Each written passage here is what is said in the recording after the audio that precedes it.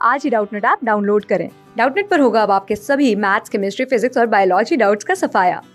बस अपने क्वेश्चन की फोटो खींचो, उसे क्रॉप करो और तुरंत वीडियो सोल्यूशन पाओ। Download now.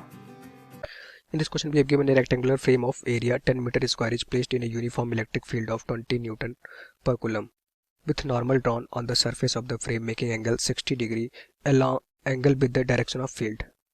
What will be the electric flux through the frame? हमें phi की वैल्यू फाइंड आउट करनी थी। इलेक्ट्रिक फ्लक्स क्या होता है, phi, उसकी वैल्यू फाइंड आउट करनी थी। क्वेश्चन में गिवन है हमारे पास जो रेक्टेंगुलर सरफेस था उसका एरिया हमें गिवन है कितना, 10 मीटर स्क्वायर। दूसरा इलेक्ट्रिक फील्ड गिवन है, ई की वैल्यू क्वेश्चन में गिवन है 20 न्यूटन पर कूलम। जो उस हमारे पास रेक्टेंगुलर एक फ्रेम था जिससे इलेक्ट्रिक फील्ड पास हो रही थी उसकी वैल्यू गिवन है 20 न्यूटन पर कूलम। क्लियर। थीटा हमें गिवन है, थीटा क्या होता है, एरिया वेक्टर और इलेक्ट्रिक फील्ड के बीच का एंगल वो हमें गिवन है हमारे पास देखो 60 डिग्री। और यहाँ पे डिफाइन भी किया गया है जो एरिया वेक्टर होता है वो normal drawn on the surface. जो भी हमारे पास सरफेस होगा रेक्टेंगुलर फ्रेम का, उस सरफेस के परपेंडिकुलर एक लाइन ड्रॉ करोगे वो एरिया वेक्टर की डायरेक्शन बताएगा।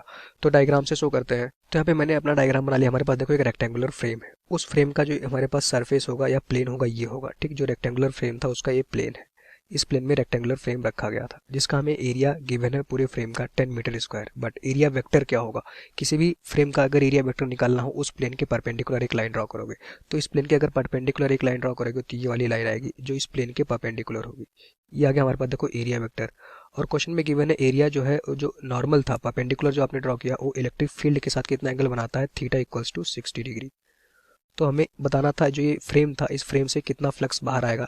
फ्रेम का शेप कैसा था, रेक्टेंगुलर फ्रेम, और उसका हमें एरिया गिवन था। तो फ्लक्स बताना था। आपको पता होगा इस तरह से अगर कोई क्लोज सरफेस है जिसमें इलेक्ट्रिक फील्ड लाइंस पास करती है तो उससे फ्लक्स आता है। और वो फ्लक्स की वैल्यू कितनी होती है, 5 इक्वल्स टू हमारे पास देखो ई डॉट ए।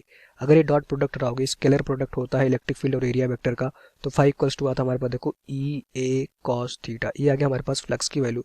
इसमें सारी वैल्यू पुट कर दोगे आपको आंसर मिल जाएगा। थीटा क्या होता है, रिमेंबर दैट इलेक्ट्रिक फील्ड और एरिया वेक्टर के बीच का एंगल। किसी भी प्लेन का या किसी भी लूप का एरिया वेक्टर क्या होता है, उस लूप के प्लेन के परपेंडिकुलर एक लाइन ड्रॉ कर दो। तो यहाँ पे देखो प्लेन के परपेंडिकुलर एक लाइन मैंने ड्रॉ किया है, ये एंगल क्या होगा प्लेन से जो आपने लाइन ड्रॉ किया है नॉर्मल, वो हमारा 90 डिग्री होगा। तो एरिया वेक्टर की डायरेक्शन वही आएगी। तो वैल्यू पुट कर दो। थीटा आपको गिवन है इलेक्ट्रिक फील्ड और एरिया वेक्टर के बीच का एंगल 60 डिग्री। ई की वैल्यू गिवन है हमारे पास देखो 20, एरिया हमें गिवन है 10 मीटर स्क्वायर, इंटू कॉस आ जाएगा हमारे पास देखो 60 डिग्री। क्लियर। तो जब सॉल्व करोगे तो वैल्यू आएगी हमारे पास, आपको पता होगा कॉस 60 की वैल्यू होती है 1/2, तो 20 इंटू 10 इंटू 1/2, तो ये आ जाएगा हमारे पास 5, मतलब फ्लक्स आएगा 100। 5 की वैल्यू यहाँ से आएगी हमारे पास देखो 100 वोल्ट मीटर। यही हमारा इस क्वेश्चन का आंसर हो जाएगा। 5 की वैल्यू कितनी आ गई, 100 वोल्ट मीटर। तो अब ऑप्शन 1 इस क्वेश्चन का राइट आंसर हो जाएगा। अच्छा, इसकी यूनिट भी आप निकाल सकते हो। आप इसकी यूनिट कैसे निकालोगे, देखो electric field into area, area की यूनिट होती है मीटर स्क्वायर, इलेक्ट्रिक फील्ड की यूनिट होती है वोल्ट पर मीटर। तो एक मीटर से मीटर कैंसिल हो जाएगा, जो 5 की वैल्यू आएगी वो हमारा 100 वोल्ट पर मीटर आ जाएगा। Thank you.